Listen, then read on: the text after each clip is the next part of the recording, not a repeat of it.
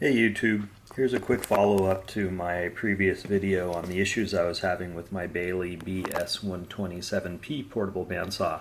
If you look at my previous video, you can see how the angle adjustment for the miter feature, it does not lock down. It gives you about 2.5 degrees of slop when the lockdown is engaged, and obviously 2.5 degrees of slop is going to give you greater than an eighth of an inch of repeatability and kind of 2.5 degree angle repeatability. Not particularly great for what you would want to if you were trying to get, say, repeatable cut lengths, and the saw does have a stop to try and get repeatable cut lengths. So obviously not really up to par or my expectations, or probably most of your expectations. Talking with the Baileigh rep, one of the questions was it possible that the pivot bushing was missing from the miter assembly? So looking at the assembly drawing, right, the pivot bushing is right here. The pivot bolt comes through the miter assembly, down through the pivot bushing into the plate, and captured by a nut on the back side. This is the lockdown mechanism on this side that has basically a carriage bolt that rides in this slot and gives you the angle adjustment. So you pivot about this bushing and lock down over here. Now when you locked down, the problem I was having, there's about 1/8 of an inch of slop in this pivot assembly even when that was locked down. So I took the head off the saw and wanted to share with you guys what I found here. And it looks like there's the casting is broken around the pivot bushing. So you see the pivot bushing is in place, but the casting itself is broken. The casting is aluminum, so it's not a particularly beefy casting right there. And my concern is, longevity over time. If this broke now, if I get another one, is it going to break later? There is some damage to my box. So this is the box that it arrived in. You can see there's a little bit of damage here, but at the same time, that doesn't look like that severe damage, right? This is in a custom fitted styrofoam inserts, kind of clamshell inserts that supports the saw top and bottom. So the fact that this is damaged but not severely damaged, I think it does raise the question, well, did it get damaged in transit? But it also kind of highlights maybe the robustness of the design really isn't up to par. So again, concerns about the longevity there. Now the next problem I found when I looked at this is actually the bushing is flush with the bottom of the casting. It sits in a counterbore here, and you have the pivot bolt comes through it, but the bushing itself sits totally flush with the bottom of the housing. And if you look at the mating base, the base itself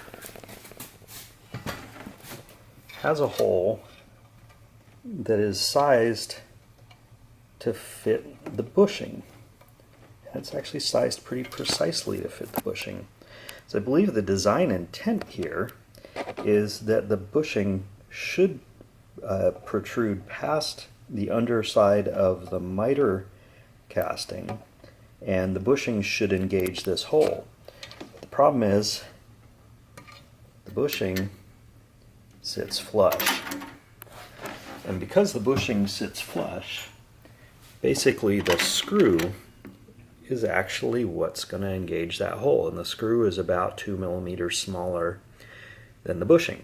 So you're still going to have 2 millimeters of slop in the assembly. If you tighten up the pivot bolt, the thing won't turn, so you have to have the pivot bolt a little bit loose to allow it to rotate. And as soon as the pivot bolt's a little bit loose, that screw is going to be sloppy in the hole by about 2 millimeters. So still you're going to have the problem with slop after lockdown. So I'm not sure it'll totally resolve the problem unless this bushing is the wrong length, or unless the counterbore is the wrong depth. So there's still some other issue with this pivot mechanism, the way it is implemented on this saw. Now, is it possible that there's a different problem here, that the bushing was actually too short as well? Now, as I looked at the rest of the saw, there are some other quality issues I wanted to share with you guys. Here's the blade cover, and the blade cover has this bend in it located off of the edge of the blade casting, and it looks like that bend was not located in the proper location. So it looks like some ham-fisted assembler just tightened the screws down and distorted the cover rather than reject it for being out of spec. The other thing, if you look at it here, is this blade cover has another bend in it which covers the blade during motion, and again that bend is also kind of not formed properly and protrudes out of the bottom of the saw. You can see the distortion in the covers there, and that's sort of on both sides. So the cover looks pretty sloppily fit as well. Now again, maybe it's possible this is a Friday afternoon saw and the assemblers were not particularly critical about what they were doing, but at the same time it raises the question, what is Baileigh's quality control policy and how are they actually inspecting their equipment before it gets sent out?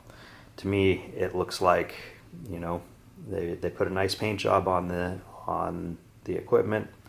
It's got some curb appeal, but the number of quality issues I'm seeing on this saw really make me pretty suspicious about the level of quality that Baileigh's putting out. Now, I'm going to run this past Baileigh. I'm going to actually talk with them and see what they want to do.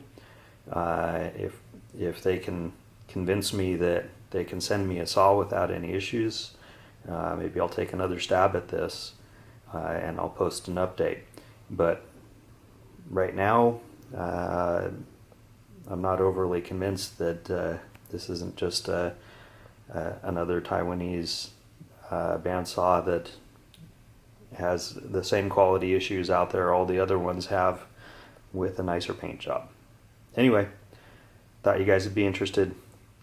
Have a good day.